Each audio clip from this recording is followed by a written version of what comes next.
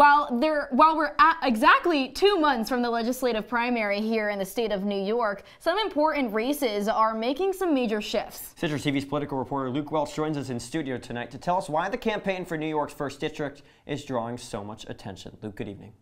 Peyton, Zach, the political man of the last 6 months is officially throwing in the towel. And no, I'm not talking about Trump, Biden, or any presidential candidate for that matter. It's George Santos, the former U.S. representative from Long Island, ending his campaign to return to Capitol Hill late last night. This decision comes just 4 months after the House of Representatives voted to oust Santos with an outstanding 311 to 114 vote, including over 100 members of his own Republican Party. Santos was just the 6th member of Congress to be expelled, as he pled guilty to 23 federal charges, most relating to theft and fraud. But Santos refused to call it quits there. With less than a year left in his short tenure, he decided to run again in a different district and represent the people of New York 1. However, this time as an independent. But after less than a month, Santos would take to X to announce his withdrawal.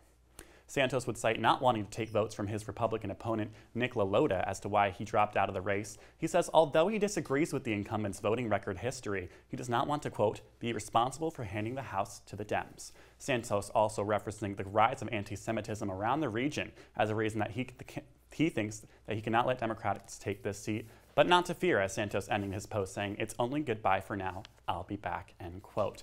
Now this has been a confusing whirlwind from Santos, to say the least. Last month, launching a campaign originally against LaLota in that primary, he then announced he was formally leaving the Republican Party and running as an independent. Now, he wants to do everything in his power to ensure Long Island becomes a Republican stronghold. But some skeptics are saying that this campaign was hopeless from its recent start. His staff reporting last month that he had no fundraising or expenditures for his House run, and many are wondering if this could have been a stunt to raise money for his federal trials that are set for later this year.